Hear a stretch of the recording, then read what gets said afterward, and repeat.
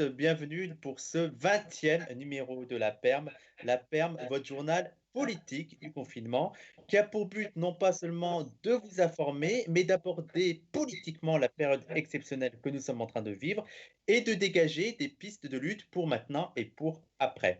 Alors, comme d'habitude, je vous encourage à partager cette vidéo, mais aussi à la liker, à vous abonner à la page de Parole d'honneur pour ne rater aucune émission. Et enfin, si vous le souhaitez, vous pouvez nous faire des dons via le lien qui s'affiche à l'écran. Enfin, et comme toujours, on a fait cette formule pour vous donner la possibilité de poser vos questions et remarques aux invités. Pour cela, rien de plus simple, vous le faites dans la section commentaires de ce live et moi, je les ferai remonter en deuxième partie d'émission. Alors, pour ce 20e numéro, nous allons continuer notre discussion sur le jour d'après avec un axe ici plus international et géopolitique. Et on va se demander si nous sommes devant la fin de l'hégémonie américaine et occidentale et est-ce que surtout il ne faut pas craindre le tigre blessé. Alors, pour en parler, on a le plaisir et l'honneur de recevoir tout d'abord Bertrand Badi. Bonsoir Bertrand. Bonsoir. Bonsoir. Alors, vous êtes politiste, professeur émérite des universités à l'Institut d'études politiques de Paris. Vous êtes spécialiste des relations internationales et vous êtes l'auteur de nombreux livres, dont Quand le Sud réinvente le monde, essai sur la puissance de la faiblesse, qui a été édité à la découverte en 2018, ou encore L'hégémonie contestée, les nouvelles formes de domination internationale, édité chez Odile Jacob en 2019. J'ai aussi le plaisir de recevoir Georges Corne. Bonsoir Georges. Bonsoir. Bonsoir. Alors vous êtes historien, économiste, vous êtes homme politique, vous avez été notamment ministre des Finances du Liban et vous êtes aussi l'auteur de très nombreux ouvrages dont Le Proche-Orient éclaté qui a été édité en 2007 chez Gallimard, mais aussi Le nouveau désordre économique mondial aux racines des échecs du développement qui a été édité à la découverte en 93. Et plus récemment, vous avez écrit La nouvelle question d'Orient, édité chez La Découverte en 2017. Et enfin, on va peut-être recevoir, on a eu des petits soucis techniques, c'est pour ça qu'on commence un peu en retard, on s'excuse. On a un Claude Sarfati qui va essayer d'arriver, il a un petit problème avec son micro, donc si on règle ça, il pourra rejoindre la conversation. Alors, avant de commencer le débat, vraiment, on commence par notre petite routine, notre petite question habituelle. On voulait savoir comment ça se passait pour vous dans cette période exceptionnelle, si vous étiez en confinement ou pas. Je pose ça notamment pour Georges Corme. Georges Corme, vous êtes en direct live de Beyrouth, donc je voulais savoir comment ça se passe pour vous personnellement et à Beyrouth. Ah oui, on est totalement confiné. Le pays vit des moments extrêmement dramatiques, puisqu'il y a eu un effondrement financier complet, résultat de 30 années de gabegie par l'équipe dirigeante, qui a changé aujourd'hui, heureusement. Et on a un taux de pauvreté qui est en train d'exploser dans la population et aussi énormément de personnes qui ont perdu leur emploi et tout ça est assez dramatique. Effectivement. Et vous, Bertrand Badi, comment ça se passe? Ben moi, je suis confiné aussi, comme la quasi-totalité de l'humanité en ce moment, ce qui est une façon nouvelle peut-être de découvrir la solidarité, et notamment la solidarité au-delà des frontières. C'est-à-dire que ce qui est en train de se produire en ce moment ne touche pas un pays, une nation, mais l'humanité tout entière. Donc, je pense que ce drame devrait réveiller notre humanisme. On en parlera tout à l'heure probablement. Personnellement, je ne suis pas très à plaindre puisque je suis installé assez confortablement chez moi. Donc, je pense surtout à ceux qui sont confinés dans des endroits extrêmement réduits et obscurs. Je découvre au fil de ces journées qu'on est vraiment des animaux sociaux. C'est-à-dire qu'on a vraiment besoin de l'autre pour vivre. Et ce qui me manque le plus, c'est l'altérité, c'est la découverte au quotidien de l'autre, la rencontre, le petit café entre amis, les discussions, les débats, les échanges. On n'est pas fait pour être entre les murs. Mm. Oui, c'est comme vous m'avez dit en off, c'est là qu'on remarque qu'on est vraiment des animaux sociaux et qu'on a besoin de cette interaction. Alors, on va commencer notre discussion. Donc, je rappelle aux auditeurs qui peuvent commencer à poser leurs questions et remarques. Je les ferai remonter en deuxième partie d'émission. Donc là, on va discuter entre nous trois pour l'instant une trentaine de minutes. Alors, il y a beaucoup de sujets à soulever. On va essayer d'en soulever le maximum. Mais pour commencer de manière un peu générale, comme vous l'avez dit, Bertrand Patti, pratiquement l'humanité entière est confinée. On est face à une crise sanitaire qu'on n'avait jamais vu jusqu'alors. On a aussi une crise économique, une crise politique, une crise qui est d'ampleur mondiale. Est-ce que vous pensez que c'est une crise qui est capable de déboucher sur un bouleversement de l'ordre international? Et est-ce que peut-être on n'est pas déjà en train de le voir, ce bouleversement? On commence par vous, Bertrand. Oui, en fait, je dirais qu'on est sur la ligne de crête parce qu'il y a deux forces contradictoires qui chacune tire vers elle. Il y a une prise de conscience dramatique, c'est-à-dire que pour la première fois, chaque individu ressent dans sa chair ce que sont les risques d'un type de mondialisation non accompagné, non encadré et non organisé. Et dans sa chair, l'être humain est en train de découvrir qu'on a besoin avant tout et par-dessus tout de solidarité globale. C'est-à-dire que l'addition de 193 politiques sanitaires nationales ne donnera rien si nous n'avons pas une coordination, et je dirais plus que ça, osons le mot, une gouvernance sanitaire globale. Parce que nous ignorions depuis déjà un certain temps que la principale insécurité aujourd'hui, elle n'est plus nationale, elle est globale. Et nos cerveaux ne sont pas faits pour recevoir cette idée de sécurité globale qu'on ne voulait pas voir. Qu'on nous dise surtout pas que cette crise nous a pris par surprise. Parce que ça fait 30 ans que différents organismes, notamment le Programme des Nations Unies pour le développement, annoncent les risques d'insécurité globale et d'insécurité humaine. Donc, on comprend qu'on est face à quelque chose de nouveau et quelque chose qui est global, qui implique une réponse globale.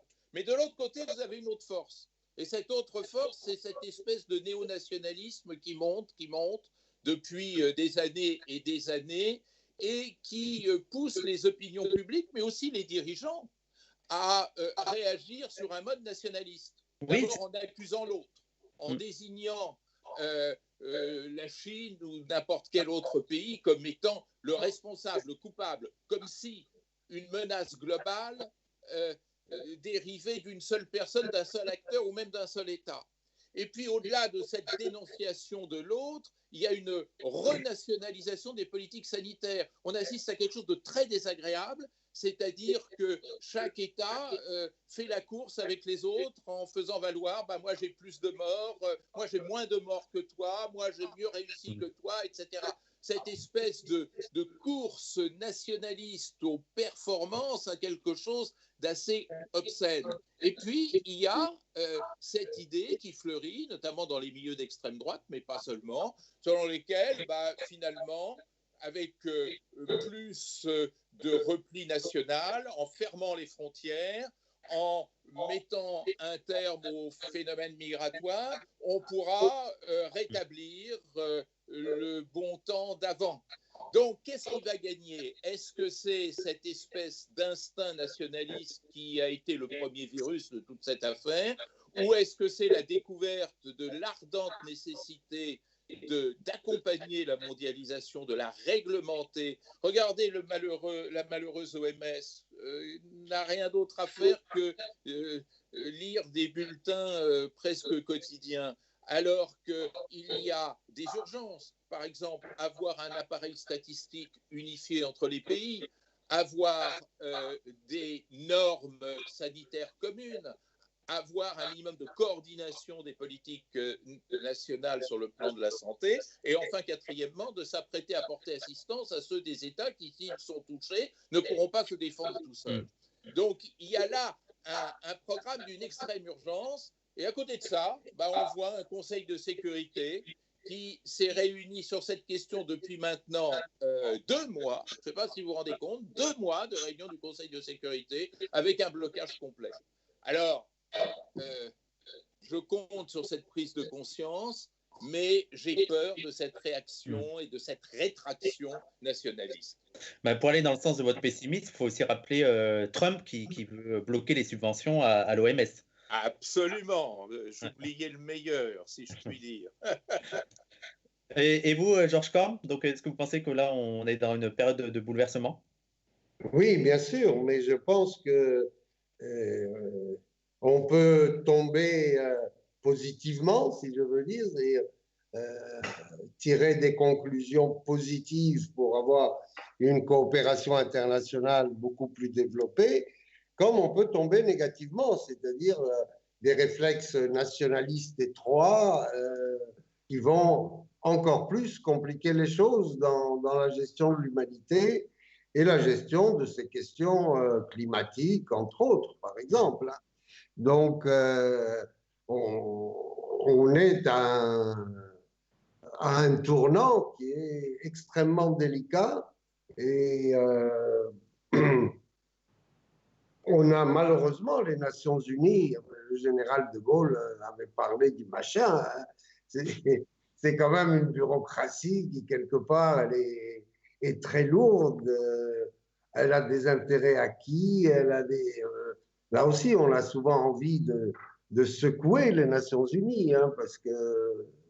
En fait, c'est les États qui bloquent les Nations Unies, ce n'est pas les Nations Unies qui se Non, bloquent. mais si vous voulez... Non, mais moi, je dirais, ça m'a toujours choqué. Les Nations Unies sont un peu un organisme qui a des statuts très spéciaux qui ne sont pas légitimes. Pourquoi les fonctionnaires internationaux, par exemple, ne sont pas soumis à l'impôt? Pourquoi ils ont toutes sortes de facilités et des coopératives? On dirait que c'est une catégorie à part de l'humanité. Bon, il y a quelque chose que je trouvais toujours très choquant. Pourquoi un fonctionnaire international du FMI, de la Banque mondiale, etc., devrait ne pas payer d'impôts? C'est une question simple, bête et méchante, mais je crois qu'il faut qu'on la pose. Aujourd'hui, on a des opinions publiques qui sont beaucoup plus alertes et beaucoup plus demandeurs que par le passé. Alors, avant de venir sur les impacts de cette pandémie sur les relations internationales, je voudrais qu'on rappelle quand même que avant ça, les relations internationales étaient aussi très instables. On se rappelle qu'au mois de janvier, la crainte principale qu'avait le monde, c'était une guerre entre les États-Unis et l'Iran, mais il y a aussi eu des tensions entre ces mêmes États-Unis et la Chine, la Russie, la Corée du Nord, le Venezuela. On peut parler aussi des tensions entre l'Europe et la Russie. On semblait être entré dans une période très instable. Comment vous pouvez expliquer ça? Il y a souvent des commentateurs qui vont dire que la responsabilité, elle est sur l'attitude chaotique de Trump. C'est un peu trop simpliste, non? Il y a peut-être des règles plus générales qui expliquent cette instabilité. Oui, mais je pense que le fond du problème, c'est que nous sommes sortis de la bipolarité il y a maintenant juste un peu plus de 30 ans, disons, et que depuis 30 ans, nous ne comprenons pas dans quel système international nous fonctionnons.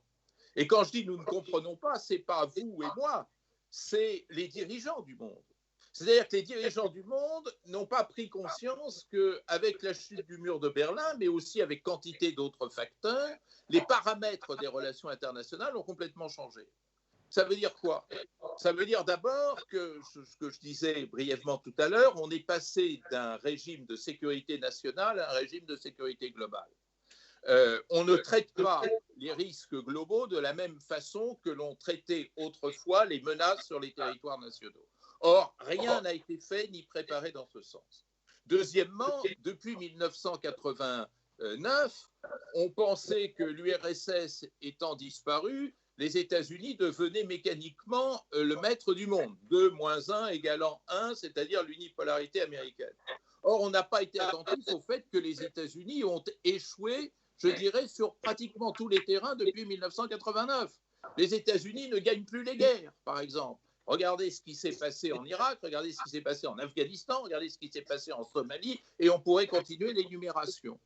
Et donc, on s'aperçoit que ce monde mondialisé, auquel on n'a pas été du tout attentif, commettait un certain nombre, je dirais, d'erreurs par rapport à lui-même.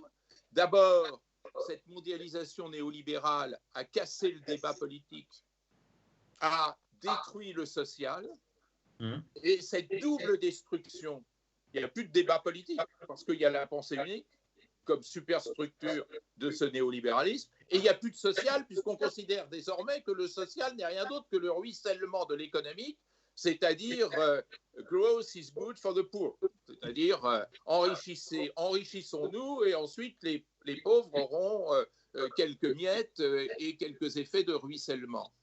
Et on n'a pas compris non plus que ce monde d'une extraordinaire complexité ne pouvait plus se stabiliser ni s'organiser autour de l'hégémonie exercée par une seule puissance. Et c'est cette totale cécité, au moment où les dirigeants du monde continuaient à agir dans les relations internationales comme avant, et donc n'avaient plus de prise sur l'événement, plus de contrôle sur les échanges, sur les transformations du monde. C'est tout ceci qui a abouti d'abord à ces extraordinaires mouvements sociaux qui ont peuplé toute l'année 2019, de Beyrouth, que Georges Corme connaît bien, jusqu'à Santiago du Chili, et en passant par Alger ou par Paris avec les Gilets jaunes. Et qu'est-ce qu'il y avait derrière tous ces mouvements sociaux? La même revendication, c'est-à-dire le social est étouffé et il faut reconstituer du social. Et quand là-dessus est arrivée la crise du coronavirus, on s'est aperçu qu'on était sur la même ligne, ou plutôt sur la même pente descendante. On s'est aperçu que cette négligence du social, en France notamment du système hospitalier, qui était méprisé, marginalisé, abandonné par nos dirigeants, a abouti à cette panique du début de la crise où on considérait que les services de réanimation ne pourraient pas faire face. Donc on voit bien à quel point notre façon d'agir et de penser avait complètement détruit ces remparts qui devaient nous protéger contre ces risques globaux et cette insécurité globale. On en est là aujourd'hui. Et je dirais que la bataille de l'hégémonie est une fausse bataille. Il y a longtemps que les États-Unis ne sont plus des hégémons. D'ailleurs, l'ont-ils jamais été véritablement? Ils dominaient, ils faisaient la guerre, ils imposaient leurs intérêts, mais ils n'organisaient pas le système international. Ils ne l'ont même en fait jamais fait, car pendant la guerre froide et la bipolarité, ce n'était pas une organisation par les États-Unis, mais une sorte d'équilibre permanent entre deux blocs. Donc, ce qu'il faut faire aujourd'hui, c'est réinventer le monde. C'est urgent, parce que cette fois-ci, c'est même notre survie individuelle qui est en cause. Et réinventer le monde, ça veut dire quoi? Ça veut dire accompagner, encadrer la mondialisation, non pas l'abolir. C'est absurde de penser qu'on puisse abolir la mondialisation, parce que la révolution technologique la porte, mais je dirais la retourner, la mettre dans le bon sens. Pour l'instant, elle est sans dessus-dessous. Il faut la mettre dans le bon sens, c'est-à-dire créer une mondialisation sur base de solidarité, de réglementation et de multilatéralisation. Oui, on va sûrement y revenir sur les perspectives qui s'offrent à nous dans l'avenir. Georges Corme, sur l'instabilité, vous êtes aussi d'accord, ça fait 30 ans qu'on est rentré dans une nouvelle phase? Oui, mais je pense qu'il y a eu des événements majeurs qu'il convient de rappeler, qui ont été des actes américains absolument invraisemblables.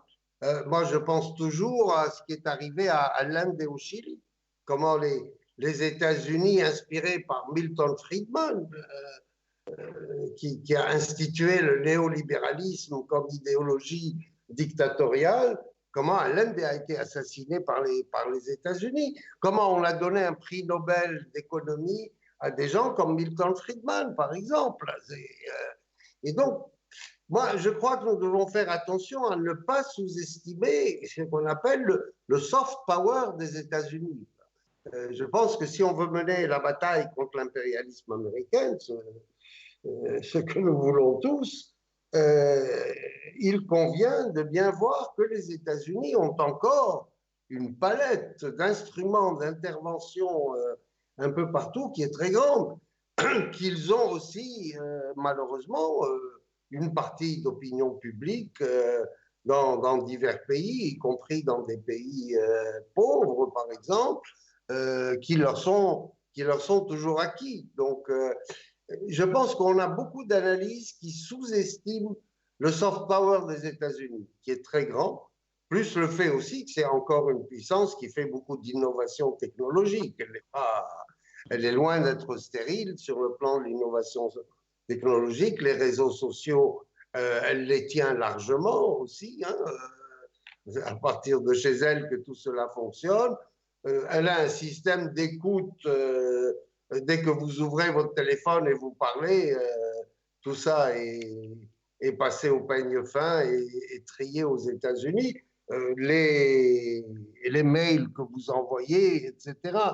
Donc, moi, je serais un peu plus prudent si on veut mener une bataille contre l'impérialisme américain.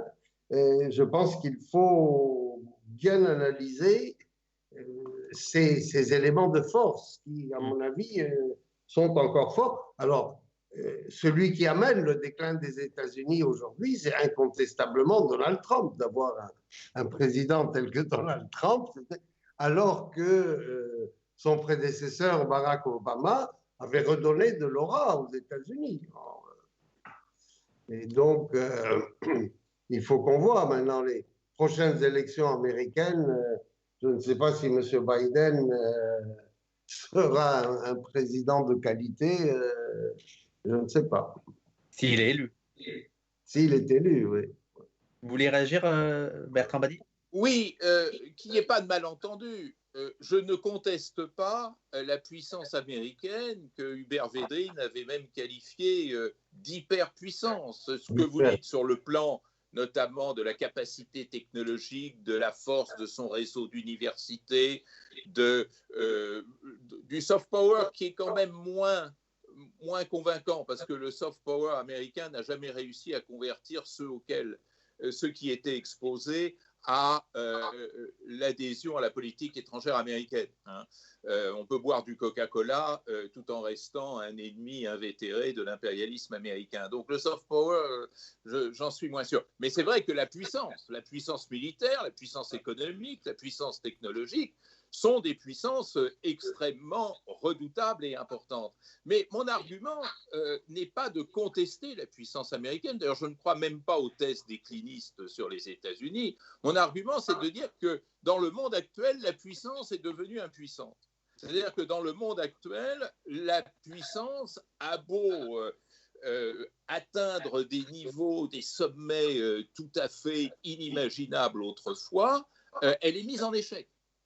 Quand je disais tout à l'heure que les États-Unis ne gagnent plus les guerres, si vous mettez de côté les entreprises militaires multilatérales, comme la guerre du Golfe en 1990-1991, les États-Unis n'ont jamais gagné, n'ont pas gagné une seule guerre, sauf contre l'île de Grenade en 1983. Ce n'est pas une prouesse quand même. Bon.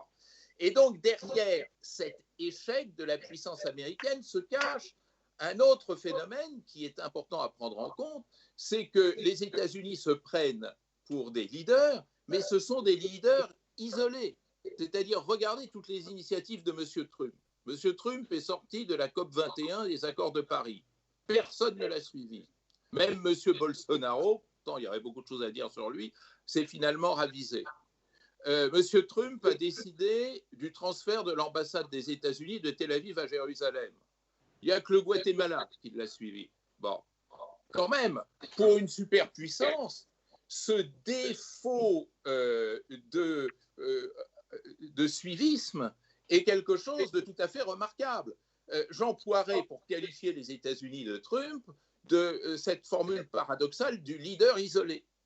Et regardez comment les États-Unis aujourd'hui se battent dans le contexte de la crise sanitaire que nous rencontrons. Non seulement ses prouesses et ses performances sont douteuses, non seulement le défaut d'accompagnement social rend la situation aux États-Unis encore plus dramatique qu'ailleurs, mais tout ce que dit et prolifère la parole américaine dans le contexte de cette crise sanitaire n'a pratiquement aucun impact dans le monde. Alors, là où je rejoins Georges Corme, où je rejoins peut-être les éléments qu'il suggère, c'est de constater que vous parliez tout à l'heure de tigres blessés. Effectivement, affaibli, considérablement affaibli dans ses capacités, dans ses capacités de gérer et d'organiser le monde, les États-Unis peuvent blesser, peuvent faire mal. Et le cas iranien est particulièrement remarquable. Voilà un pays qui est totalement étranglé. Alors, je ne porte pas de jugement sur ce qu'est le régime iranien, mais je constate quand même un certain nombre de choses. C'est que depuis 1 an et demi que les États-Unis ont rétabli les sanctions, presque 2 ans d'ailleurs, que les États-Unis ont rétabli les sanctions sur l'Iran, l'Iran n'a pas plié. En revanche, les manifestations qui ont commencé à se dérouler dans les rues de Bagdad, de Beyrouth et de Téhéran et des villes iraniennes ont ébranlé le régime iranien. Ce qui quand même est intéressant, la foule a plus de capacité que la superpuissance américaine. Et je constate aussi, et là ça nous ramène directement à notre sujet, qu'en sanctionnant d'une manière incroyablement brutale et sévère l'Iran, les États-Unis ont favorisé la prolifération du virus sur le sol iranien et l'incapacité du système politique iranien d'y faire face. Donc l'Iran est un des pays les plus atteints. Et les chiffres officiels qui sont donnés sont probablement très inférieurs à la réalité. Ça veut dire quoi? Ça veut dire que c'est idiot. Pourquoi est-ce idiot? Parce qu'en étranglant l'Iran, les États-Unis ont réussi à en faire un foyer de contamination sur le plan mondial, qui va évidemment, et c'est déjà fait, se diffuser sur le reste du monde. Ce qui prouve l'absurdité de ces logiques. Dans un monde global, sanctionner l'autre aboutit à des effets de boomerang qui sont dramatiques pour tout le monde. Donc, on navigue en pleine absurdité. Et tout le monde a conscience que cette hégémonie de grand-papa qui avait son sens du temps du général Eisenhower quand il présidait les États-Unis, aujourd'hui n'a plus d'efficacité sur le plan de la gestion des relations internationales. Ouais. Il faut trouver autre chose. Alors, je rebondirai sur ce qu'a dit mon ami Georges Corr il y a un instant, point sur lequel je ne suis pas d'accord. Les Nations Unies ont très bien compris le danger.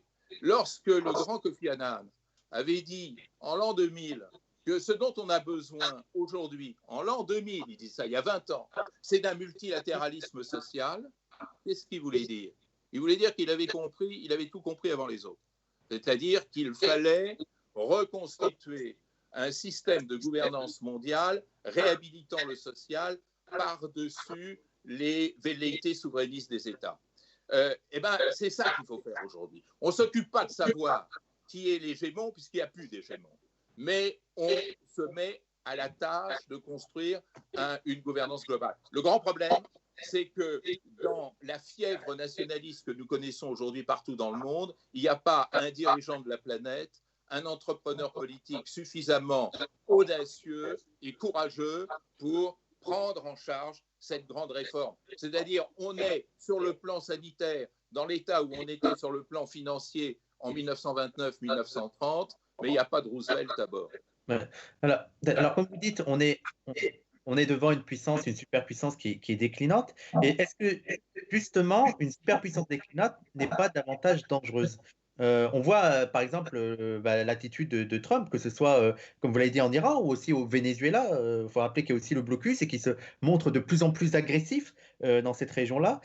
Est-ce qu'il ne faut pas craindre, comme disait Ramon Grossfogel, qu'on avait reçu dans un entretien il y a 2 semaines, justement le tigre blessé? Est-ce que ça ne risque pas, ces puissances en déclin, de multiplier les conflits? Et notamment aussi avec la catastrophe climatique là, qui s'annonce, est-ce qu'un conflit armé n'est pas inéluctable? Georges Corr? Oui, je pense que vous avez raison. Un tigre blessé est toujours très dangereux. Mais je voudrais évoquer un instrument de puissance dont disposent encore les États-Unis. C'est le dollar américain qui est monnaie internationale.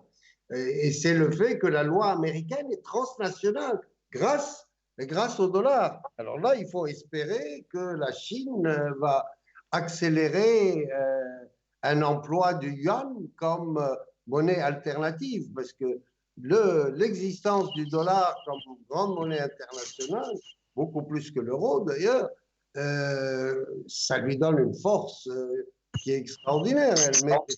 Elle met des sanctions, par exemple, sur des individus dans le monde entier. Alors, excusez-moi, je crois qu'on a Claude Sarfati qui nous a rejoint. Bon, très bien. Exact. Ah, on vous entend, la Claude Sarfati. Alors, vous avez eu des petits soucis, vous êtes de retour. On va discuter un peu, on va continuer la discussion. Donc, on parlait de tigres blessés et du danger que ça amène à des conflits armés. Bertrand Badi, vous m'entendez? Oui, il y a eu une interruption là. Oui, il y a eu Claude Sarfati qui nous a rejoint. Donc, qu'est-ce que vous en pensez, vous, de cette idée d'un tigre blessé qui accentue les dangers de conflit? Bertrand Badi? Ah, pardon. Oui. Oui, ça c'est incontestable. C'est ce que je disais tout à l'heure. La capacité de nuisance, si vous voulez qu'on l'appelle ainsi, des États-Unis est non seulement intacte, mais probablement renforcée pour les raisons que vous annonciez tout à l'heure. Simplement, à nouveau, je voudrais que les choses soient très claires. Il faut faire la part entre la capacité de destruction et la capacité de gagner. Ce sont deux chemins différents. Du temps de l'affrontement classique des puissances, la rationalité des deux se confondait. Aujourd'hui, elle ne se confond plus. Et il faut quand même ajouter une chose dont on n'a pas encore parlé et qui me paraît déterminante, c'est que l'essentiel des conflits aujourd'hui tient à la décomposition sociale du monde. C'est-à-dire, regardez les champs de conflictualité, qu'il s'agisse de l'Afrique sahélienne, du bassin du Congo, de la Corne de l'Afrique, du Grand Moyen-Orient. Il y a bien entendu des puissances qui soufflent sur les braises, il y a bien entendu des intérêts militaires et économiques qui viennent s'entrecroiser, mais il y a fondamentalement un effet de décomposition sociale. Et cet effet de décomposition sociale qui renvoie aux effets de la désertification, par exemple au Sahel, aux effets de l'insécurité alimentaire qui va croissante et dont il ne faut pas oublier qu'elle fait chaque année environ 9 millions de morts, l'insécurité sanitaire qu'on connaît maintenant mais qui en Afrique existait depuis un certain temps avec notamment les effets d'Ebola. Toutes ces insécurités humaines deviennent aujourd'hui les principaux facteurs de conflit. Et face à cela, les gesticulations des puissances n'ont pas d'autre effet que d'aggraver un phénomène. Donc, si on veut avoir un regard efficace sur le monde, il ne faut pas s'entêter à regarder du côté d'une puissance impuissante, mais se demander ce qu'il est urgent de faire. Et ce qu'il est urgent de faire, c'est, dans cette mondialisation inédite, de créer les conditions d'un minimum d'intégration sociale internationale. C'est-à-dire sans un minimum de redistribution, sans un minimum de solidarité transnationale, sans un minimum de réactivité de réactivation des sociétés, de reconnaissance, mettre fin aux humiliations que systématiquement les pays du Sud ont à subir, eh bien nous irons de plus en plus dans une logique conflictuelle qui sera en fait complètement détachée des grandes stratégies qui autrefois menaient le monde, mais qui aujourd'hui ne les mènent plus. Alors, Claude Sarfati, est-ce que vous nous entendez et est-ce qu'on vous entend? Très bien. Ah, super. Alors, je vais vous présenter rapidement. Vous êtes économiste, vous êtes chercheur associé à l'Institut de recherche économique et sociale. Vous êtes spécialiste notamment de l'armement et vous êtes auteur de plusieurs ouvrages, dont Le militaire, une histoire française, qui a été édité chez les éditions Amsterdam en 2017. Alors, pareil pour vous, même question. Donc, c'était la question générale de l'émission. On parlait des États-Unis en déclin et même de l'hégémonie occidentale en déclin. Et est-ce qu'il ne faut pas craindre justement ce qu'on appelle un tigre blessé, selon vous? Oui, alors si on prend du recul, et contrairement à ce que nous présentaient les apologistes de la mondialisation dans les années 90 et 2000, jamais l'ouverture des marchés n'a été concomitante de la paix. Hein. C'est le contraire. Les guerres dites pour les ressources ont proliféré dans les années 90, 2000 et 2010. Donc la tendance et les menaces de militarisation, ça a été dit à l'instant, elles vont s'amplifier, mais elles n'avaient jamais cessé. Il faut vraiment partir de cette idée que depuis 30 ans, le monde est sur un baril de poudre dont des millions de gens subissent les conséquences. Pourquoi ça va s'aggraver? Déjà, ça s'est aggravé depuis 2008. Hein. J'ai appelé ça le moment 2008, c'est-à-dire le tournant d'une crise financière qui s'est transformée en crise économique pour pratiquement toute la planète et qui n'a jamais cédé. Hein. Aujourd'hui, tout le monde s'accorde pour dire que le Covid-19 arrive comme une catastrophe, mais sur un état de l'économie mondiale qui était déjà fortement délabré juste avant. Hein. Je ne vais pas vous abreuver de chiffres, y compris ceux donnés par le Fonds monétaire international. Donc c'est cette situation qui économiquement va se détériorer, qui va amplifier ces conflits pour des raisons qui viennent d'être rappelées. Il y a la responsabilité des États-Unis, et elle est indiscutable. Ce sont eux qui mènent le monde. Depuis 3-4 ans, écrit fermement pour rappeler que la France participe, certes, à sa modeste place comme partenaire junior au désordre mondial et au conflit militaire par les armes qu'elle vend, par exemple, au Moyen-Orient. Juste, je vous donne un chiffre, simplement pour terminer, si je suis trop long. J'ai regardé les données sur les dépenses exclusivement consacrées aux opérations militaires au Sahel entre 2014 et 2017. C'est les seuls qui différencient le Sahel, c'est pour ça que je me suis arrêté là. Entre 2014 et 2017, j'ai regardé ces données, je les ai comparées à l'aide publique au développement pour les 5 pays du Sahel, et j'aboutis à la conclusion que durant ces 4 ans, mais évidemment c'est une tendance beaucoup plus longue, les dépenses militaires uniquement consacrées aux opérations Barkhane, Serval et compagnie ont représenté une somme 2 fois plus élevée que l'aide publique au développement pour les 5 pays du Sahel. Si je m'arrêtais à l'aide publique au développement pour la santé et l'éducation, parce que l'aide publique au développement, c'est un fourre-tout dans lequel on met un peu n'importe quoi, alors à ce moment-là, c'est 5 à 6 fois plus élevé. Je pense que ce genre de données est clair sur les choix que font les grandes puissances, les États-Unis en premier lieu, c'est indiscutable, mais aussi la France. Oui, donc oui, vous parlez plutôt de blocs transatlantiques. Là, on parle de déclin et on entend beaucoup de commentaires actuellement. Ça sera ma dernière question avant de passer aux questions des auditeurs. Donc, on entend beaucoup de commentaires comme quoi la Chine est en passe de devenir la première puissance mondiale grâce à cette pandémie. D'ailleurs, c'est assez impressionnant de voir le coup de force qu'elle a réalisé. Au mois de janvier, elle semblait être sur le tapis, complètement dépassée. Et là, elle paraît reprendre le dessus au point de s'imposer pour certains comme le leader mondial. Déjà, pensez-vous que ce constat sur le changement de domination des États-Unis par la Chine est vrai ou est-ce que ce n'est pas encore le cas? Et surtout, moi, ce qui m'intéressait, c'est quel changement cela pourrait apporter pour les pays du Sud, notamment? Est-ce que pour ces pays, que ce soit en Asie, en Afrique, en Amérique latine, voir la Chine supplanter les USA, ce serait dans une moindre mesure préférable ou c'est du pareil au même? On va commencer par vous, Georges Corne. Oui, alors vous avez actuellement aussi beaucoup de propagande anti-chinoise pour dire oui, on est en train de remplacer une domination externe par une autre domination externe.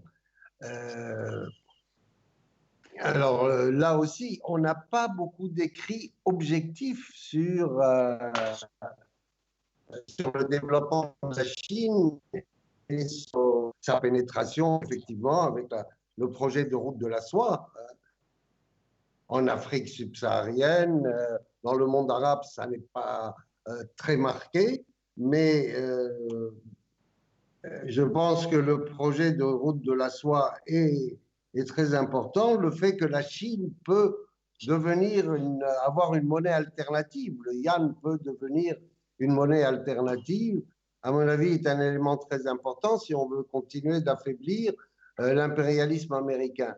Je pense aussi que la Chine n'a pas de tradition impérialiste, c'est-à-dire que hors de son continent chinois, qui est massif quand vous regardez la carte, elle n'a pas été une puissance impérialiste. Alors, on peut se plaindre qu'elle opprime certains de ces peuples, comme les Tibétains ou les Ouïghours, mais c'est elle qui a été agressée par le colonialisme européen, hein, c'est très, très clair. Je voudrais aussi rajouter quelque chose moi, qui me paraît assez important, c'est que le mouvement de contestation de l'ordre actuel, en grande partie, est venu de la rive sud de la Méditerranée. Tout le monde a oublié aujourd'hui, hein, ça ne fait pas plaisir de l'entendre, que c'est finalement sur la rive sud de la Méditerranée qu'ont débuté les grands mouvements de contestation qui ensuite ont inspiré la rive nord de la Méditerranée, Podemos et en Grèce aussi, etc. Donc ça me paraît important, c'est un réveil du Sud qui est très marqué. Alors, toute la politique aujourd'hui, USA, Arabie Saoudite et Israël, c'est d'étouffer complètement ce grand mouvement libertaire arabe qui a eu lieu en 2011.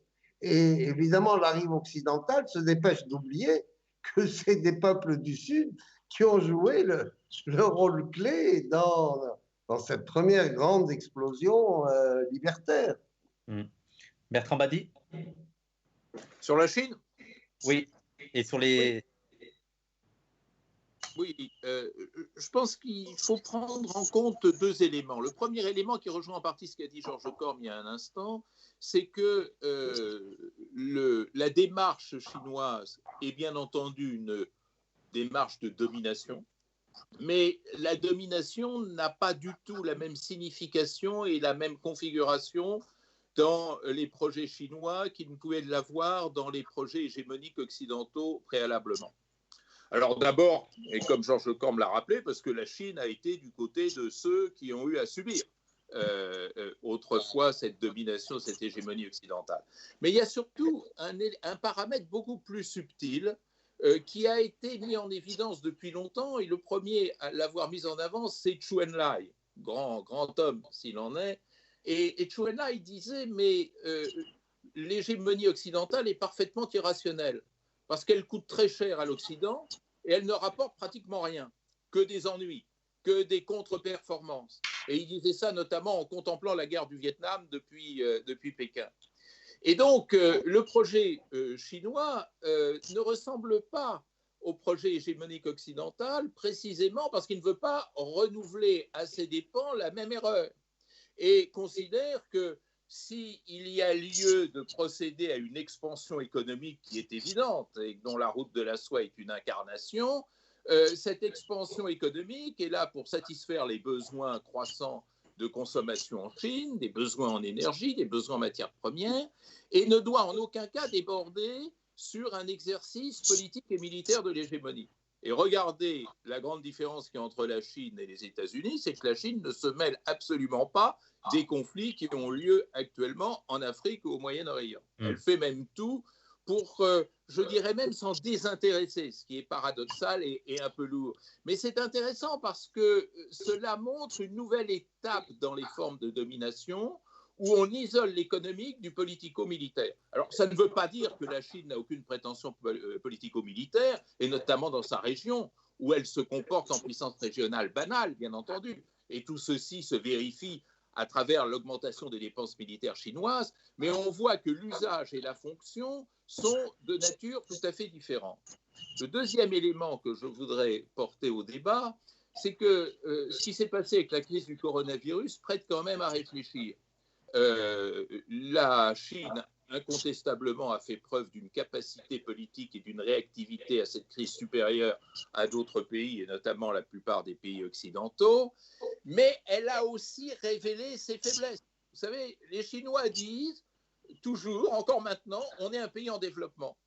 Ben oui, les circonstances un peu bizarres dans lesquelles ce virus s'est propagé à partir de Wuhan montrent peut-être que l'équipement sanitaire, l'hygiène publique en Chine n'a pas un niveau de grande performance. Je pense qu'il y a lieu là à réviser la situation et à voir que la Chine n'a peut-être pas atteint le niveau de solidité que certains lui prêtaient. Et le deuxième élément, moi, qui me déçoit personnellement, c'est que la force de la Chine est d'avoir compris avant les Occidentaux ce qu'était la mondialisation et avoir su en profiter.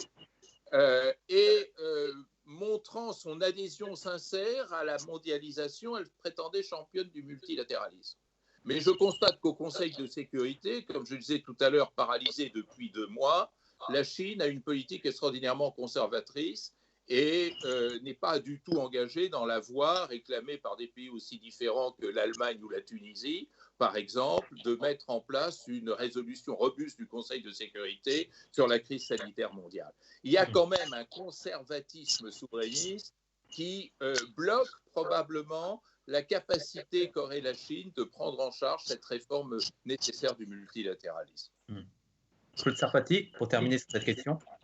Oui, si on regarde en dynamique économique, entre guillemets, il est clair que l'ascension de la Chine semble irréversible et donc sa domination par rapport aux États-Unis incontestable. Et les cabinets conseils s'amusent à estimer vers 2030, par exemple.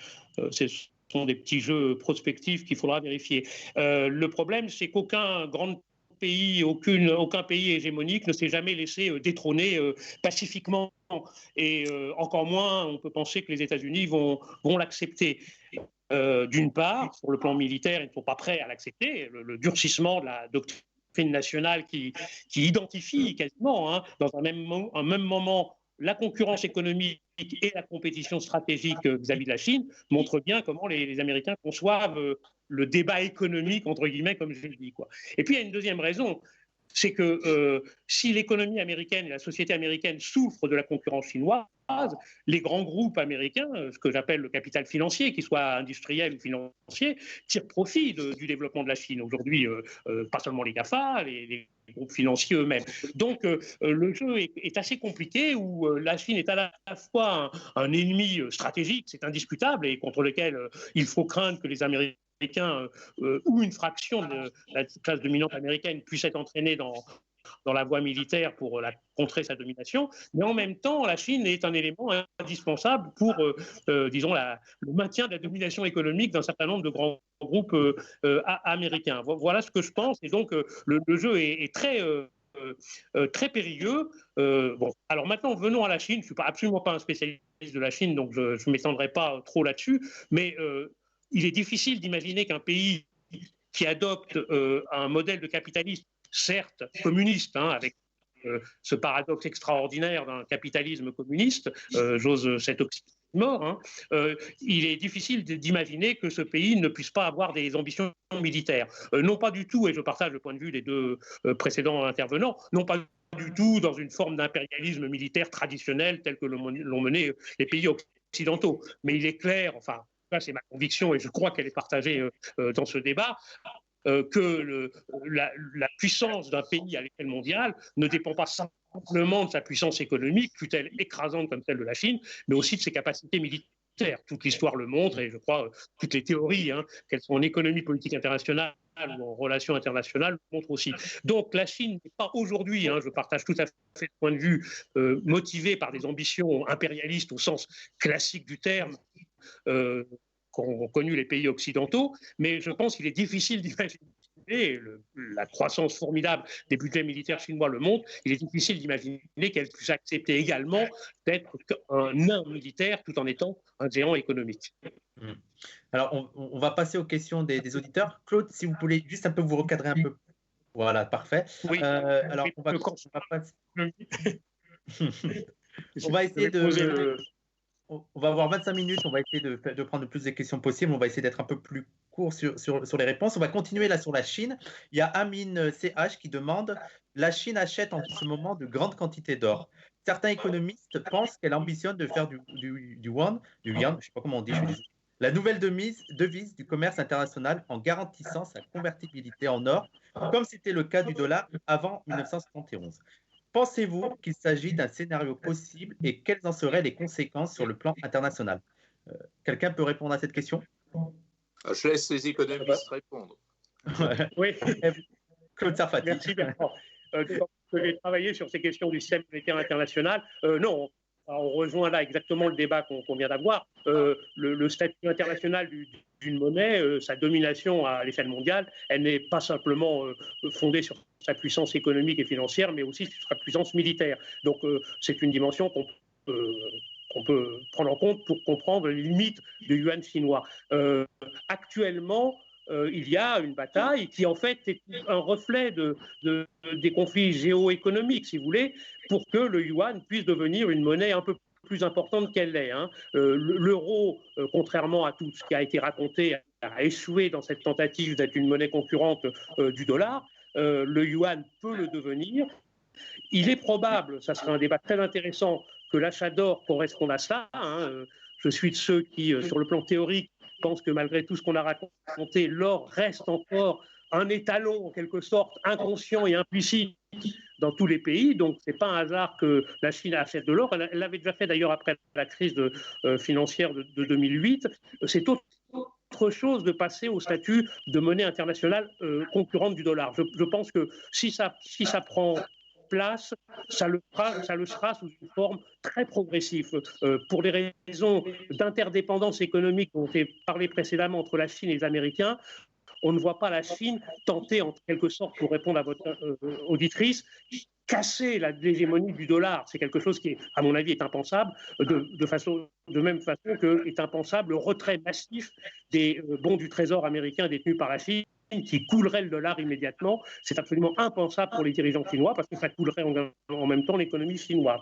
Par contre, une intégration progressive du yuan dans, par exemple, un panier de monnaie tripartite, enfin, je ne vais pas rentrer dans les détails techniques, mais ce sont des choses qui ont été explorées, non pas pour le yuan, mais pour d'autres monnaies dans les années 80. Ça, c'est quelque chose d'envisageable. Les Américains ne sont évidemment pas prêts à l'accepter, encore moins l'administration Trump actuellement.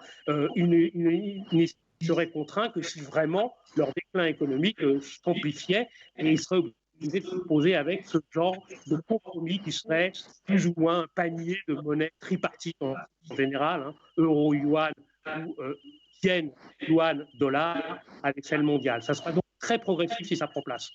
D'accord.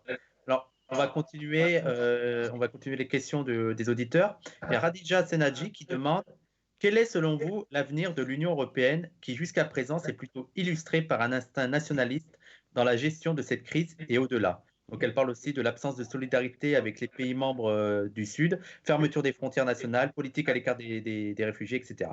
Donc pour vous, le futur de l'Union européenne, on commence par vous, Bertrand Badi. Oui, l'Europe a été une des premières victimes du coronavirus, sauf que les problèmes auxquels elle est confrontée aujourd'hui ont commencé bien avant la crise du coronavirus, qui n'a servi que de révélateur. En gros, l'Europe s'est construite au lendemain de la Seconde Guerre mondiale sur un mode associatif pour réaliser deux objectifs.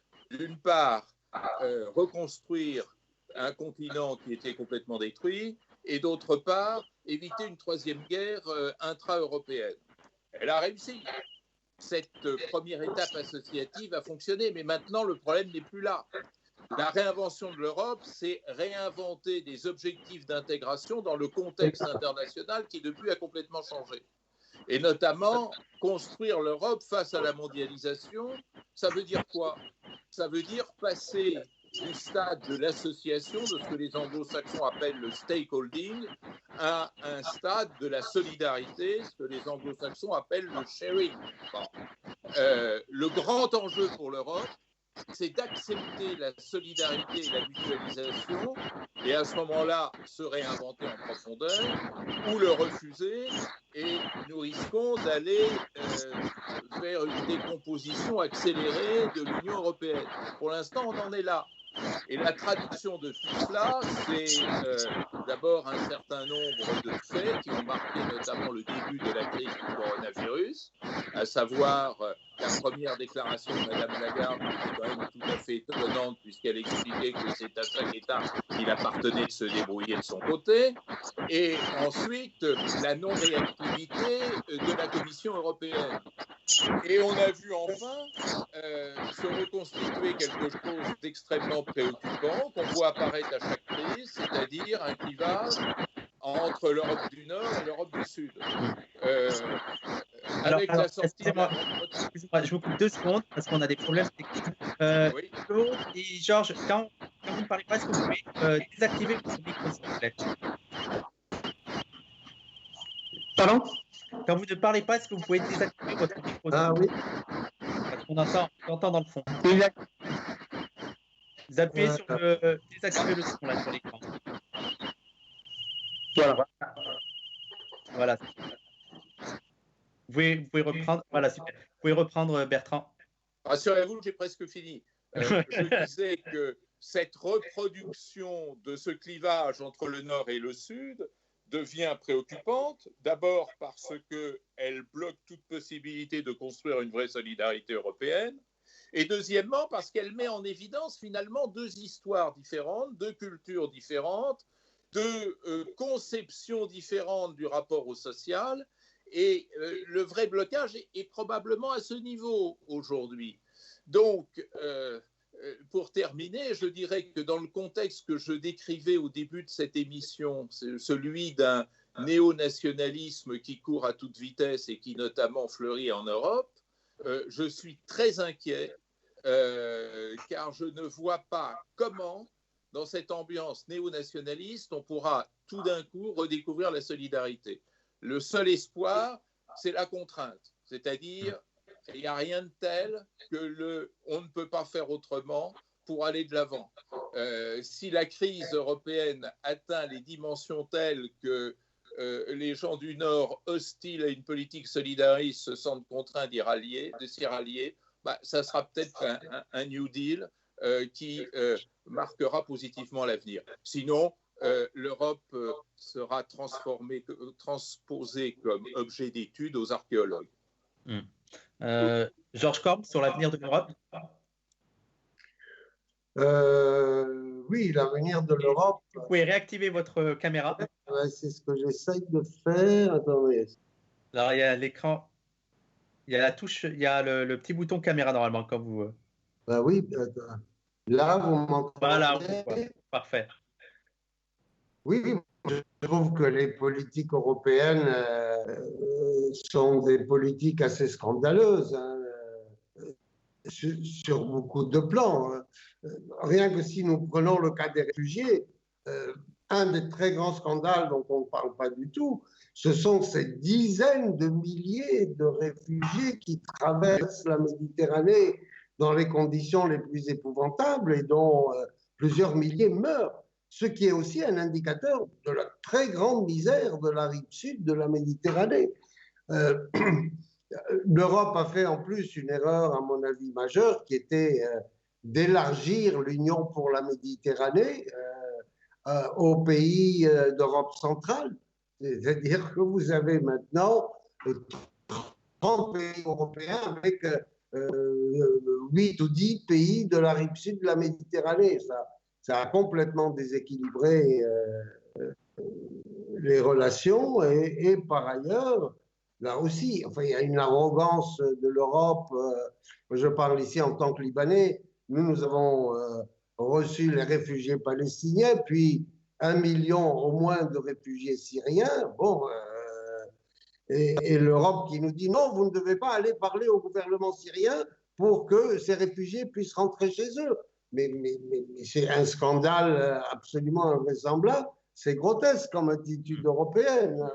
Et là, je crois qu'il faut revoir les relations nord-méditerranéennes. Dans le temps, ça me permet d'évoquer cette belle figure qu'était Paul Balta, on avait fait un livre collectif qui s'appelait La Méditerranée réinventée et qui, je crois, lui aussi est toujours d'actualité. Par ailleurs, je voudrais aussi ici évoquer une autre très grande figure du Sud, qui était Samir Amin.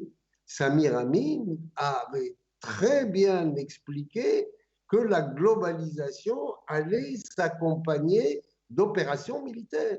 Et à l'époque, moi-même, je disais, mais écoute, Samir, tu exagères. Et puis non, il avait parfaitement raison. La globalisation a marché à coups de canonnières.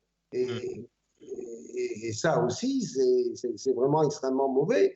Par ailleurs, moi, je pense qu'on ne peut pas non plus, si Bertrand me le permet, tout le monde n'est pas internationaliste, idéaliste. Tout le monde n'est pas cosmopolite au sens kantien du terme. Hein. Et donc, dire non, mais les nations ont disparu, c'est fini, c'est quoi ces partis nationalistes qui sont partout regardés avec un très grand dédain. Moi, je pense qu'il faut reconnaître que les nations existent toujours, les sentiments nationaux existent toujours. Ils n'ont pas disparu. Et là, je pense que parfois, on va beaucoup trop vite. Ils n'ont pas disparu. Hein. Et il faut faire avec. Il faut faire avec. Claude Sarfati, sur la question de l'avenir de l'Union européenne. Oui. En fait, on mesure à quel point l'Union européenne s'est construite sur une contradiction entre, d'une part, l'intégration par les marchés, l'intégration par les politiques monétaires, il n'y a plus qu'une monnaie unique, l'intégration par les politiques budgétaires, hein, c'est les fameux 3%, etc., et d'autre part, sur un déficit démocratique qui était revendiqué par les élites. Hein.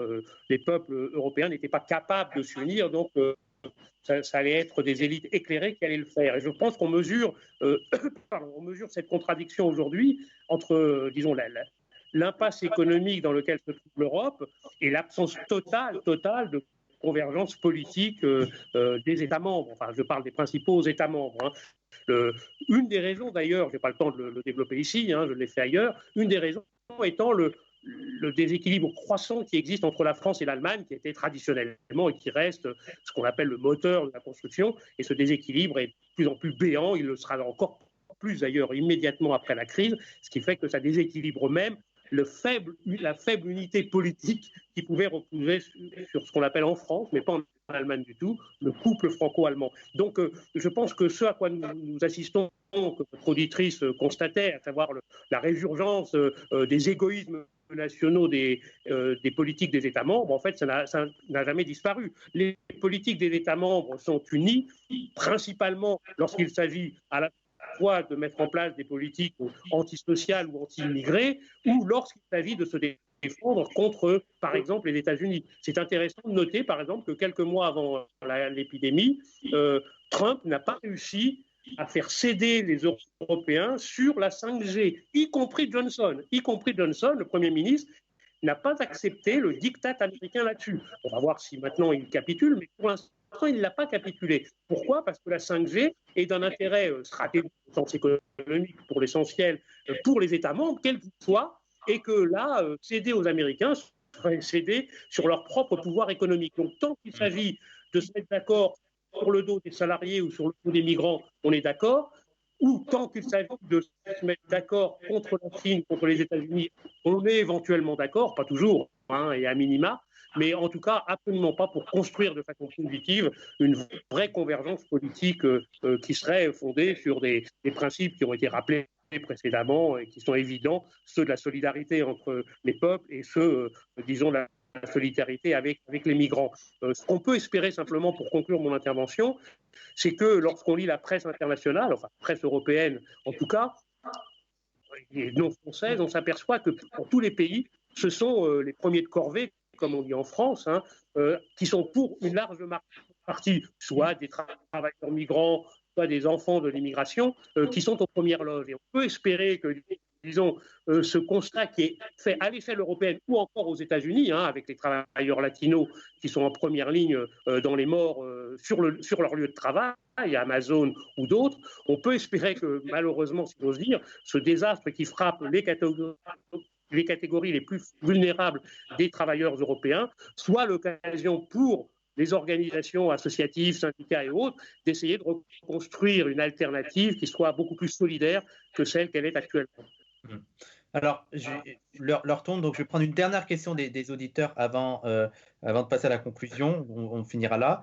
Alors, on va parler du Moyen-Orient pour cette dernière question. Il y a Princesse du Liban qui demande, maintenant que l'hégémonie américaine est affaiblie dans la région du Moyen-Orient et que les États de taille moyenne comme la Turquie ou l'Iran mènent leur propre politique de puissance, Dans quelle mesure les pays arabes du Moyen-Orient, Syrie, Irak, Liban, Palestine, peuvent-ils avancer vers des politiques communes contre la fragmentation qui opère depuis un siècle? Ou alors, la présence d'Israël empêcherait toute dynamique dans ce sens. Et je poserai une deuxième question qui est un peu dans le même veine. Il y a Ager qui demandait, est-ce que la décision de nombreux États du Sud de demander l'aide du FMI, dont le Liban, est le signe du fuite en avant vers le giron américain? Donc voilà, donc on va commencer par Bertrand Badi parce qu'il va devoir nous quitter à 30 au maximum. Donc Bertrand Badi. Oui, je pense que la première question met le doigt sur quelque chose de très important, c'est-à-dire qu'on assiste à un glissement qui était, du temps de la bipolarité de la guerre froide, l'hégémonie des superpuissances. Et effectivement, le Moyen-Orient était entre les mains des États-Unis et de l'URSS, à un monde nouveau dans lequel les puissances régionales se révèlent finalement beaucoup plus en prise sur les réalités en même temps militaires, politiques, diplomatiques de la région que ne le sont les superpuissances. Et la grande transformation, c'est effectivement l'émergence de deux puissances régionales, l'Iran et la Turquie. Alors, cette émergence de ces deux puissances pose toute une série de problèmes. Le premier problème, c'est que ces deux puissances régionales, de par leur existence, je ne parle pas de leur nature, de par leur existence, remettent en cause le monopole que la puissance nucléaire israélienne exerçait sur le Moyen-Orient. Si véritablement on reconnaît ces puissances régionales et on leur accorde un rôle de régulation régionale, Israël ne serait plus en mesure d'imposer le diktat que le rapport de force lui permet d'imposer avec la bienveillance d'à peu près tout le monde, y compris la Russie, ne parlons pas de l'Europe et les États-Unis, depuis une trentaine d'années. Et c'est la raison pour laquelle Turquie et Iran sont très très mal accueillis dans le club de ceux qui s'intéressent aux questions moyen-orientales. Deuxième élément, je disais tout à l'heure que les dirigeants du monde n'ont pas compris qu'on avait changé de système. Et de la part des vieilles puissances, il y a un refus absolu de passer la main aux puissances régionales. Et cela se voit tant de la part de la Russie que de la part des puissances européennes. Il est quand même assez curieux, pour ne pas dire comique, que les pays européens, et la France en particulier, se fendent de propositions sur le Moyen-Orient alors qu'ils n'ont plus aucune prise sur la réalité du terrain. Et de ce fait, on assiste à une tension qui risque de se révéler de plus en plus dangereuse et dont on voit déjà la première manifestation à travers la rivalité, si je puis dire, entre les États-Unis et l'Iran, de voir effectivement ce conflit puissance régionale, puissance mondiale dominer la scène moyen-orientale. Et puis il y a un troisième élément, moi, que j'aimerais bien mettre en évidence, parce que ça c'est un vrai changement, c'est que le politique a moins en moins de prise au Moyen-Orient et les sociétés y ont un rôle proactif de plus en plus marqué. Et ça, c'est quand même quelque chose de tout à fait extraordinaire. C'est-à-dire l'acuité, l'intensité de la mobilisation sociale au Moyen-Orient est en train de modifier la donne. Et face à ces manifestations que l'on voit à Beyrouth, à Bagdad, à Karbala, à Najaf, à Téhéran, à Mashhad, à Shiraz, à Isfahan, etc., les stratèges n'ont pas la main. Et donc, et ne parlons pas des petits stratèges qui veulent être le numéro 3 ou le numéro 4 dans le hit-parade des puissances régionales, je pense en particulier à l'Arabie saoudite, et qui finalement ne conclut pas. Donc on est là face à un nouvel épisode qui est extrêmement intéressant à suivre. Georges Corme disait très justement tout à l'heure que la rive sud de la Méditerranée a inspiré les mobilisations sociales un peu partout dans le monde. C'est vrai, regardez la rive orientale de la Méditerranée, il se passe quand même beaucoup de choses. Georges Corme. Oui. Répondre à la question sur l'aide du Fonds monétaire? Non, sur la fragmentation, est-ce qu'on est dans une nouvelle phase dans le Moyen-Orient, notamment avec l'émergence de puissances comme l'Iran Ah, et la ah, Turquie? oui, enfin, on a un phénomène. Alors, la Turquie est devenue une puissance impérialiste qui a envahi une partie du territoire syrien et se comporte en Syrie comme si la Syrie lui appartenait. Et ceci avec un appui américain et un appui européen. Donc, ensuite, vous avez le problème kurde avec qui tout le monde fait joujou, hein. Les États-Unis, la France, la Turquie, c'est assez terrible. Donc aujourd'hui, la Turquie et l'Iran n'ont pas un rôle de stabilisation ou d'apaisement de la situation au Moyen-Orient, pas du tout. Et puis alors, on a des ambiguïtés de vocabulaire quand on vous dit les révolutionnaires syriens, mais regardez sur le terrain, il s'agit des groupes islamistes les plus terroristes qui soient.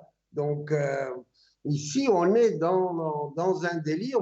En plus, côté français, quand vous regardez la presse française ou la plupart des intellectuels français, la France a un vieux contentieux avec la Syrie, qui avait refusé le mandat français sur la Syrie, qui avait refusé la création d'un État alawite et d'un État druze. Donc, c'est une vieille histoire et c'est pas facile, hein. Et quand des personnes comme moi expriment une autre opinion, le ciel aussi me tombe sur la tête, hein. Donc là, l'Europe, elle fait un peu n'importe quoi. Et puis sur les réfugiés, encore une fois, je trouve que ce sont des réfugiés économiques pour la plupart, hein. Ce ne sont pas il y a peut-être quelques réfugiés politiques, mais la plupart sont des réfugiés économiques de la grande misère euh, de la rive sud et de l'Afrique subsaharienne. Et donc, de les rejeter de cette façon est contraire à tous les principes du droit international depuis des siècles et des siècles, hein. Le droit d'asile a toujours existé, y compris dans l'Antiquité gréco-romaine. Donc là, l'Europe est d'un égoïsme qui est assez hallucinant et je ne crois pas que ce soit comme ça. Mais de même, l'Europe, hier, je regardais des reportages hier soir à la télévision, l'Europe qui s'est élargie aux 27 pays européens, elle profite des travailleurs polonais qui viennent travailler à 700 euros, alors qu'en France, le salaire minimum est 1300 euros. Enfin, l'Europe est une machine inégalitaire absolument effrayante et qui n'est pas suffisamment remise en cause, à mon avis, hein. Elle ne pourra pas continuer comme ça toujours. Je pense que là aussi, les mouvements nationalistes risquent de réserver beaucoup de surprises. Par ailleurs, la France devient d'un racisme à l'intérieur même de la France qui est assez hallucinant. Et quand on voit comment la police ou la gendarmerie se comportent dans les banlieues françaises, on croit être revenu au temps du colonialisme. C'est extrêmement choquant. D'accord. Alors, Bertrand Baptiste, si vous devez, avant que Claude Serfati réponde, si vous devez nous quitter, je vous libère. Il ne nous reste plus que la réponse de Serfati et après on fait la conclusion. Désolé hein, de devoir vous quitter, mais je vais quand même écouter Claude Sarfati dans sa sur la réponse, d'accord, ça marche. Eh ben, allez-y, Claude Serfati. Et n'oubliez pas de rebrancher votre micro. Voilà, parfait. Non, là, voilà. Oui, je n'ai aucune compétence pour répondre sur la question qui a été posée par l'auditrice, et donc je m'abstiendrai de répondre sur ce point. Par contre, ce que je veux rappeler, c'est que ces conflits au Moyen-Orient sont un enjeu décisif, au moins pour l'industrie française d'armement, hein. Donc sur le plan diplomatique, j'en dirai pas plus que ce qui a été dit précédemment. Sur le plan économique, il n'y a aucun doute que c'est un bonus extraordinaire que la prise de contrôle par le général Al-Sisi en Égypte, la guerre au Yémen, etc., etc. Donc c'est une dimension, je crois, qu'on ne peut pas oublier. Elle ne répond absolument pas, elle n'a pas prétention de répondre à la question qui a été posée par votre auditrice, mais je veux dire qu'à chaque fois, et puisque c'est une émission qui a lieu en France, il faut quand même rappeler que aussi régionaux ou nationaux que soient les conflits, la dimension mondiale ou internationale est indispensable à prendre en compte pour comprendre dans le cadre dans lequel il se déroule. Et à sa modeste mesure, mais hélas très importante quand même, la France participe par ses ventes d'armes au moins à la prolongation de ces conflits au Moyen-Orient. Je ne peux pas répondre sur l'émergence de la Turquie ou de l'Iran pour les raisons que j'ai expliquées. D'accord. Alors, on va conclure là. Merci Bertrand Badi. Je voudrais juste ajouter, il faut pas... Alors, je dis juste au revoir à Bertrand Badi. Merci à vous. Et on va finir tous les deux avec notre dernière question. Merci Bertrand Badi. Allez-y, Georges Corm. Non, je dis, on ne peut pas oublier le problème palestinien. Le système d'apartheid qu'a institué l'État d'Israël et son refus aussi du droit au retour pour les Palestiniens chassés en 1948 puis en 1967 est aussi un énorme problème sur lequel le monde entier se tait actuellement. Alors, pour finir notre discussion, parce qu'on dépasse un peu, comme vous l'avez rappelé, Claude Sarfati, ici, pas Georges Corm, mais nous deux, et ici à Parole d'honneur, on est en France, et on est des militants anti-impérialistes français. Donc, pour ces règles de confusion, je voulais vous demander quel serait notre rôle à nous, militants anti-impérialistes, militants dans le Nord global, pour favoriser un ordre plus égalitaire du monde et surtout pour lutter contre l'impérialisme. Et quel serait cet ordre plus égalitaire? On commence par vous, Georges Corm. Avoir un ordre plus égalitaire, ça n'est pas très facile. Et qu'est-ce qu'on pourrait faire, nous, pour favoriser ça? Oui, il faut que tous les militants anti-impérialistes s'activent encore plus. Je pense que aujourd'hui, là, y compris en Europe, c'est important. C'est en Europe qu'ils doivent s'activer parce que c'est la France qui continue de mener des politiques néocoloniales en Afrique subsaharienne. C'est à la France aussi de s'interroger sur ce qu'on appelle la France-Afrique, qui est le mal développement de l'Afrique aussi. Et il faut se souvenir des massacres qu'il y a pu y avoir, dans laquelle aussi la France a été impliquée. Je crois qu'il faut démanteler la France-Afrique, qui continue d'exister comme il y a 40 ans ou 50 ans. C'est assez scandaleux. Effectivement, ça c'est Claude Sarfati, ça c'est un point que vous rappelez souvent lors de vos interventions, c'est qu'on oublie souvent l'impérialisme français. Oui, une remarque préalable. Je pense que passer du statut de chercheur pour lequel vous m'avez invité à celui de recommandation militante serait absolument exagéré de ma part et grotesque, parce que je pense que heureusement les populations, les peuples, les jeunes peuvent trouver les solutions par eux-mêmes. Le rôle du chercheur, bon, même si je revendique une qualité de militant citoyen, les populations sont capables de trouver leur chemin et les chercheurs doivent simplement éclairer. Donc, moi, ce que j'essaye de faire, c'est ce que vous venez de rappeler, c'est-à-dire d'essayer d'expliquer où sont les véritables enjeux et parfois, malheureusement, où sont les véritables blocages. Bon, je l'ai dit tout à l'heure, les premiers de corvée, c'est pour une large partie des travailleurs clandestins qui ne sont même pas déclarés.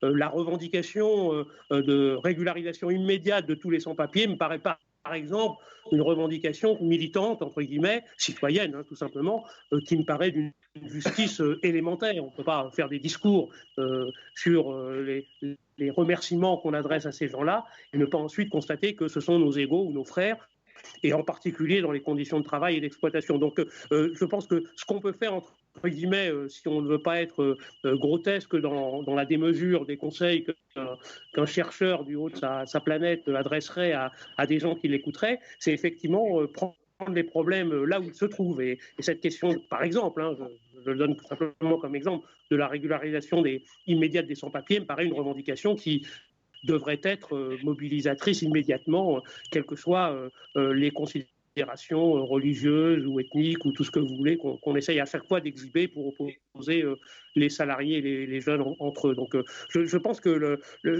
la démarche, c'est vraiment celle-là, c'est-à-dire de prendre des problèmes tels qu'ils se posent aujourd'hui, tels qu'ils ont surgi aujourd'hui, je veux dire. On a rappelé évidemment les migrants qui meurent dans la Méditerranée. C'est quelque chose qui est absolument honteux et scandaleux et qui pourrait d'ailleurs être très, très aisément relié à la régularisation des sans-papiers, parce que ces migrants qui arrivent, ils arrivent bien de quelque part et on est content de les avoir. Donc je crois que c'est comme ça qu'il faut envisager les choses, pas du tout comme des conseils qu'un savant donnerait à des populations qui l'écouteraient. Eh ben, c'est sur ces mots-là qu'on va arrêter. On va arrêter notre discussion. Merci Claude Sarfati, merci Georges Corme de nous avoir accordé votre précieux temps. Avant de nous quitter, je voulais juste faire 2-3 annonces. Déjà, de rappeler à nos auditeurs de partager cette émission, de liker, de ne pas oublier aussi de s'abonner à la page Parole d'honneur. Si vous le souhaitez, vous pouvez aussi nous faire des dons sur le lien qui doit normalement s'afficher à l'écran. Et pour la prochaine émission de La Perme, on va se retrouver mercredi, toujours à 18h. Toujours pour une émission passionnante. Cette fois, on va interroger notre rapport à l'environnement et en quoi il peut nous renseigner sur la crise actuelle, mais aussi sur les conséquences. Et pour ce faire, on va recevoir Frédéric Keck, qui est anthropologue et qui travaille sur les questions de relations entre l'homme et les animaux, sur les crises sanitaires et aussi, c'est le sujet, sur les épidémies. Et on va recevoir aussi Hassan Haj, qui est aussi anthropologue et professeur à l'université de Melbourne en Australie et qui travaille aussi sur la relation entre l'environnement et l'homme et aussi sur les questions de racisme et de planchité. Et il fait notamment le lien entre le système raciste et la catastrophe écologique actuelle. Donc tout ça, ce sera mercredi à 18h. Voilà, encore merci Claude Sarfati et encore merci Georges Corme. Prenez soin de vous et à très bientôt. Merci. Merci. Au revoir.